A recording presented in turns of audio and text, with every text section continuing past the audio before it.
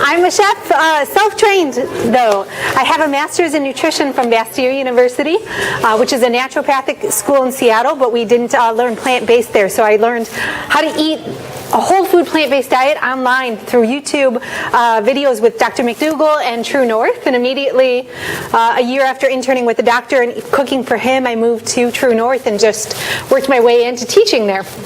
And that's kind of how I learned to teach or to cook plant-based, was as I was teaching other people. I had enough skills to teach.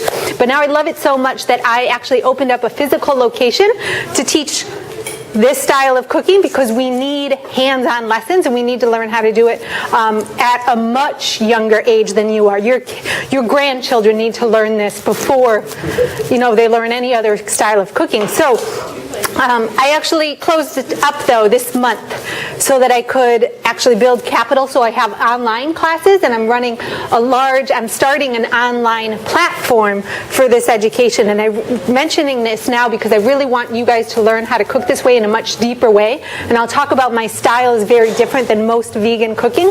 And I would love the support so we can reach more people, and I can come back to physical classes and have a chain worldwide of plant-based cooking classes, schools. Okay, so we have 25 minutes, and I think the title of this talk was something about lots of flavor in little amount of time, so it's relevant. We have the Instant Pot up here. So I'm going to make, recipes. There's a pile of paper back there somewhere, and there's recipes for everyone. A wooden spoon? Yes. 2 spoons would be great.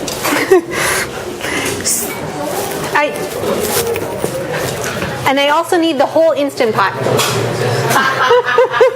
She was going to have me cooking just this. Okay. So we're making sweet potato chili. It's called 1 minute Instant Pot chili. Okay, so who has an Instant Pot at home or a pressure cooker of some sort? Awesome. Who's using it? I did a demo just a couple days ago. Most of the room had an Instant Pot, like 5 were using it. So once you know how to use it, it's amazing. And most people are doing beans and rice in there, no problem. But there's so much more we can do. We can do soups, we can do yogurt. Yogurt is amazing taste and so easy to do. I actually just did a carrot cake in the Instant Pot, so start experimenting and have fun with it. But this chili, I call it 1 minute Instant Pot chili. You can put it more on this side and move that guy, because I won't need him anymore. Because this timer, we're setting the timer to just 1 minute. And it's going to cook in that amount of time because we have to build it to pressure and lower it, release the pressure. And so if you don't have an Instant Pot, all you do is hit either manual, or on this one it says pressure cook, and then we're going to set the time to 1 minute. Now the key is you want to have your sweet potatoes somewhat small. So I say 1/2 inch to 1 inch, but go closer to 1/2 inch just to be on the safe side. And the sweet potatoes are going to cook faster if they're on the bottom of the Instant Pot. So make sure you put these in first. Did you find recipes? You'll get recipes by the end. They're not cooking now. So we're putting the sweet potatoes in, and then we're going to add in some bell pepper and onion. You can do any vegetables you want. The way I came up with this recipe, we're adding beans. Already cooked beans, yes. Otherwise, it would not be a 1 minute time. But I traveled with the Instant Pot back to Michigan for a friend's wedding, and I just grabbed these ingredients from the grocery store, chopped it all up the day of the wedding at like 12 o'clock. I had already, gotten my makeup done, and I wanted a real plant-based breakfast. I didn't want to eat out. So I made this, spur of the moment, and it worked great. Okay, so the sauce, we're going to add in some water, and I had fire roasted tomatoes on the recipe, or I have fire roasted tomatoes on the recipe, but I left those at home. So we're going to do some tomato sauce and vegetable broth here. And then we have these greens. Anyone had these greens before? Cruciferous Crunch from Trader Joe's. They're so good. I used to get them 6 or 7 at a time, and it was my breakfast every single day. Either beans or tempeh on top, and it's so good. However, lately they haven't been looking so great, but I went in today and they actually looked really good. I think so many people are using them that it's, the quality control, but they picked it back up. So normally I would stuff these in here in a larger Instant Pot. I'd put the whole bag in because it, reduces a lot. But I don't want to overfill this. This is already really full and not what you're supposed to do in the Instant Pots. You shouldn't do over 2/3, ideally over half the maximum if you're doing beans, legumes. But we have chili. There's sweet potato in here, so it's not going to foam up too much. We have the valve in the back. Here, you make sure that's closed so it can actually build to pressure, and we'll just let it sit. You put everything, you don't even need to stir it because all the pressures just, it's circulating everything, all of the heat and flavors, regardless of whether the food is actually moving. Okay, so you don't even need to stir it. It's that simple. Just pour everything in. I love it. And we have some already cooking up, so that'll be done by the time you guys go. You get to taste it. Let me know when that gets to the pressure. Okay. I didn't find any papers. No? One sec, let's back. I don't. A binder? The green binder? Yep, they're in there. Okay. Sorry. Okay. So, did I put spices in there? No. Talk about chili. We're missing the fire roasted tomatoes. So, we have, actually, to make this easy, the difference with my cooking is that I don't use any sugar, oil, or salt, right? So that's a lot for some people, but if anyone heard Dr. Goldhammer a couple talks ago, you know why, and it makes a huge difference. I'm not 100%. I eat out still, so I get salt and oil in my, food outside the home, but I don't have any of that inside my home for the last 7 years. I don't have a salt shaker, I don't have an oil bottle, because otherwise I'll use it, okay? So seasoned beans are a lot easier if you're on the road as far as getting flavor, but often they have that salt and oil added. Okay, so on the road I used Amy's beans, like Amy's chili, and then you don't need to add spices. But here we're going to do a little bit of cayenne. This is a hot chili powder, so I'm not adding too much. Chili powder is usually a blend of spices, which is really nice actually. If you're going to travel with spices, curry powder and chili powder are two I always go with. I'm adding cumin. We'll add a little garlic. Okay. Who's sticking around for my second talk this afternoon? We're talking about flavor. Umami for the magic of umami for weight loss and health, vitality. It's really powerful, and I love talking about flavor and umami, so these are really umami-rich dishes. So you'll find out why in that talk. All right, so we have that valve closed. We'll let that go. Now over here, I'm going to cook up in the Instant Pot again. So this is just to show you how easy this could be when you're traveling, to take the Instant Pot with you, because you can do full-on soups and stuff, but you can also saute just on the bottom here. Okay, but you could do this on the stovetop. I'm just going to... What was that? Is this your green binder? Nope. I didn't think so. What? This is done. So it's 1 minute. We're going to let that do a natural release. Okay, so that means actually 10-minute natural release. Let's do that so we can serve it. So a natural release means you don't release the pressure at all, this valve, or a manual release means you release that pressure. With beans and grains, you always want to do a natural release or a 10-minute natural release. Okay, with vegetables, generally you go with a manual release, so you don't overcook the vegetables. But the 10-minute natural release means you let it count up to 10. So if you can see it, it might say L and then a 0. That means low heat. and then it will count up. So you let it go at low heat for 10 minutes just to make sure everything's cooked. Okay? So that's what we'll do with that guy. All right. And So that one there says on. What does that mean? on means it's on, it's working for you. You got it turned on, and you're building pressure. But it's not at pressure yet. So once it's at pressure, then it will go to that 1 minute time. And that's why we can cook sweet potatoes in 1 minute, because it's already cooking, right? Okay.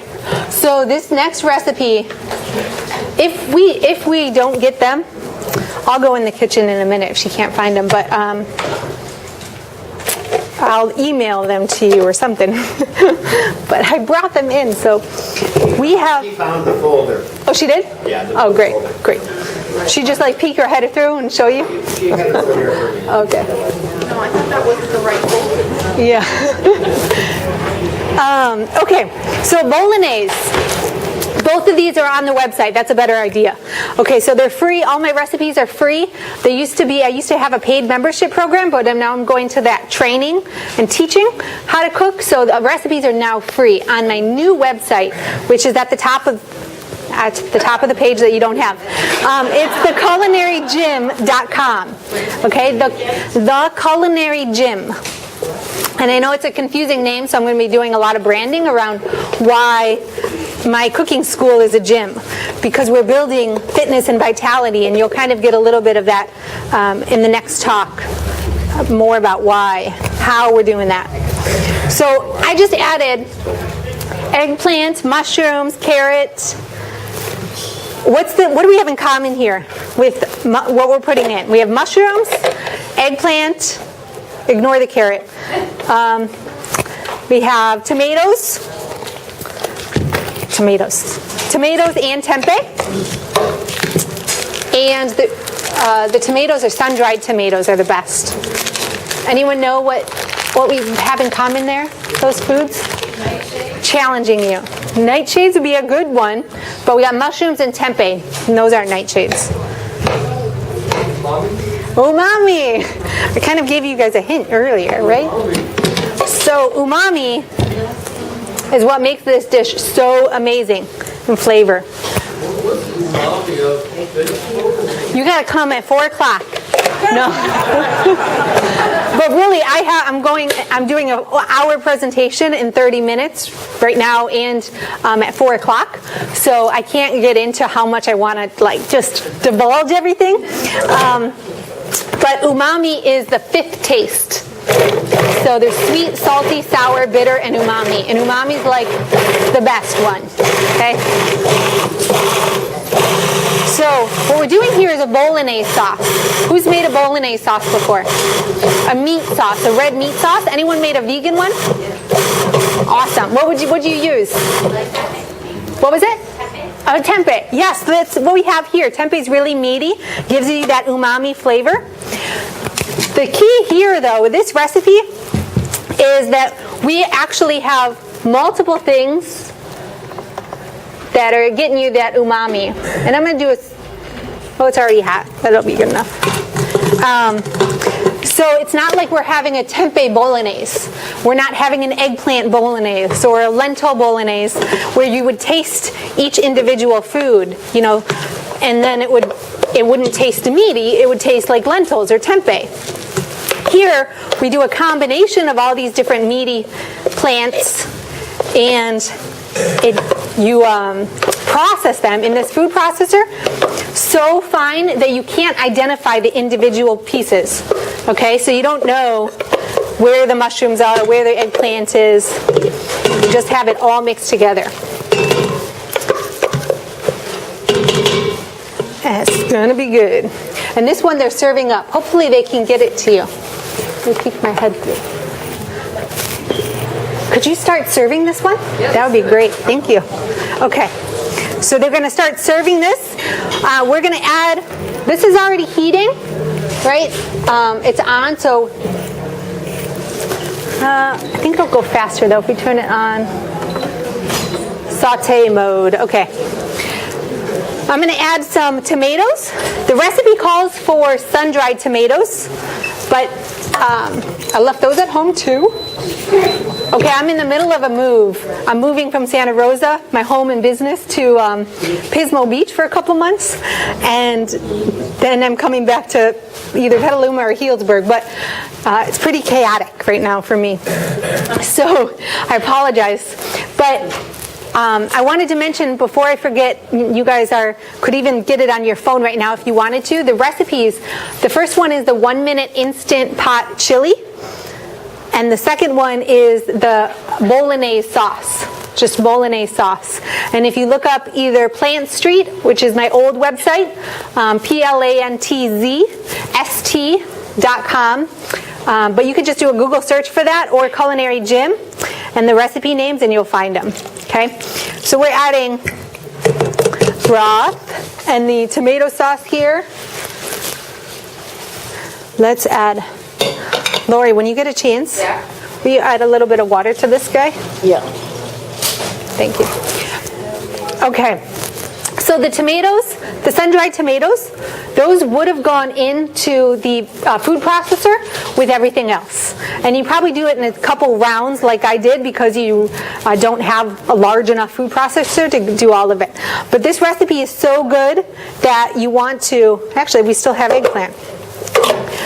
You could do 2 batches of it and freeze some. It freezes really well, and if you're eating alone, it'll last you a few days. If you're eating with a family, it'll be gone that night. So make a couple batches. Okay. And your onion, put in the food processor too. So we just chop our onion.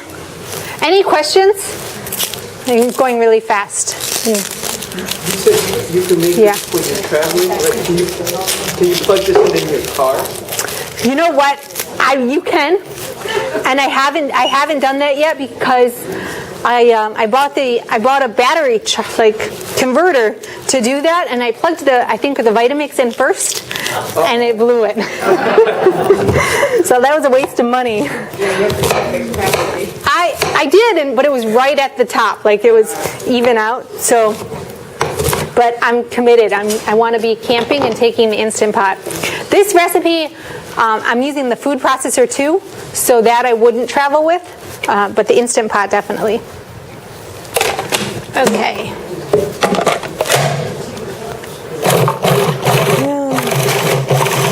So the flavor, I'm going to talk about flavor boosters in the next talk, but those are really great ways, flavor and umami, to increase your flavor really quickly.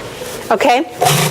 So not only are these recipes quick to make, but the ingredients add flavor really easily, okay, because they're rich in umami. The tempeh, you don't have to do anything but warm it up, and it's got great flavor.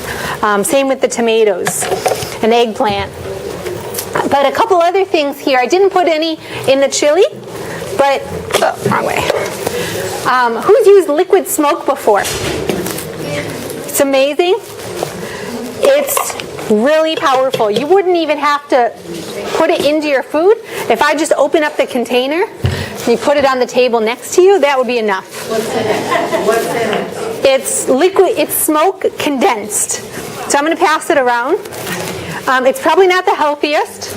There's one study on nutritionfacts.org that shows that it may raise an enzyme. I think it might be P53, but they don't know whether that's a bad thing or not because broccoli raises your detox enzymes. Like, we just don't know yet. But you use like a 1/4 teaspoon in a dish. You use so little that it really is insignificant. Okay? And I wouldn't want smokiness in my bolognese, but I was just bringing it to your attention for chili. But smoked paprika is a great alternative. And I was just at a culinary school this summer and learned about a tool that allowed you to smoke things. You put it in a bowl and cover it, and then you smoke it without even raising the temperature. It was amazing. So I have to find that piece of equipment. But on the grill, if you want to grill your foods, That brings a lot of flavor, and you don't have to worry about the same contaminants as you would with meat on the grill as you do with vegetables. Much healthier. Okay, so the 3 pleasure trap ingredients. Does anyone know those from Dr. Goldhammer's talk? Sugar, salt, and oil. SOS is a danger sign, right? So I don't cook with any sugar. When I say that, I mean no refined sweeteners whatsoever. No maple syrup or agave. The only sweetener I use is dates, and then any fruit, fresh fruit, dried fruit. Sweet potatoes is sweet, bell pepper, corn. So when you cut your sugar out from the more refined sources, you can actually enjoy the sweetness of the food. It's the same way with the salt. So when you are not having added salt, you can really taste the sodium in your food, and it's amazing. It's so flavorful, and if you want, then you can sprinkle the salt on top. Okay? So just know that with my recipes, if you want a little salt, if your palate's not acclimated, just add salt afterwards. Just try not to use it in the cooking process so your taste buds notice it more. Instead of salt, what I use is herbs and spices. Lots of herbs and spices, like I threw a whole bunch in there. Herbs into the Bolognese. I'm doing oregano and thyme. Okay? And I like my spices and herbs in the mason jars like this because I go through them so fast. It would be ridiculous to use the littler jar. Sometimes I even want to move these up to the bigger ones. But you want to make sure your turnover rate's good, so you don't want them too big. Okay? In addition to herbs and spices, I use a lot of acid. So lemon and lime or vinegar to brighten things up. Okay, so that helps. It kind of tricks your taste buds. When you have a little bit of that sour taste, and if you have enough sweetness and you have other taste there, your palate, your tongue won't miss the salt so much. Just make your food really flavorful, and you don't need to pretend. Salt is like, chefs even say, it's the easy way out. It's the easy way to flavor your food. And it's not the healthiest way. Right?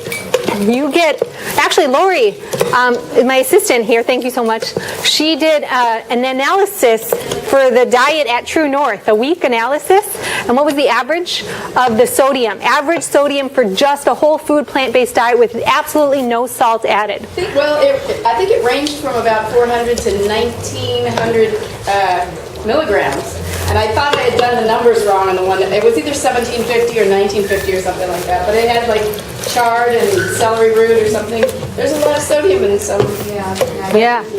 So you don't have to worry about not getting enough. Yeah. And it's salt, just for anyone younger in the room or is like, I don't have high blood pressure, because I don't have high blood pressure, it's actually holds water. So and that's why part of the reason when we have a lot of dairy, our face looks really fat. And your hands are fatter, so your rings won't fit. I like wearing rings because it tells me how clean my diet is if I can't fit my rings on. But it also is inflammatory, especially if you have an autoimmune condition. It's really inflammatory to your joints. So salt is not just about the blood pressure. But oil is probably still the number one thing I try to get people to reduce from their, eliminate from their own kitchen. Yeah. Where do you find no salt? No salt. Broth. I don't. Oh, you're home. Yes, you do. Where? Imagine a no-salt organic broth, but only available in 8-ounce containers. Oh. And what about the oil, though? I'm pretty sure all it needs is water and So check out Imagine's 8-ounce containers. It might have oil, but he's certain that it doesn't have salt. But generally, they need preservatives. So salt and oil are preservatives. But if they are intentional about making it, available to certain people, and the turnover rate's high enough, they may not have to worry about preservative like that. Is sugar a Sugar's a preservative too. Yeah. Yeah. And they all make it taste good. So if like companies, you know, they say fat free, but then they increase the sugar and the salts. You guys just got to learn how to cook at home. Did you like the Bolognese? Did you get any of that? Yes? What about the other one? Is that? Oh, it's been 16 minutes off. Oh, so this guy's going to be really creamy. What's this one? Oh, that's just counting down. So, what time is it? 3 minutes after. Yes. Yes. Sorry for the rushed conversation. Please come at 4 o'clock. It'll be another rushed conversation, but it'll be really good stuff. Lots of application, lots of stuff to take home, and you can find more recipes, over 300 free recipes at theculinaryGym.com. So thank you. A new chef wanted to know, how did you know how much seasoning to put in your food? Yes, you have to experience. So I use the term kitchen fitness.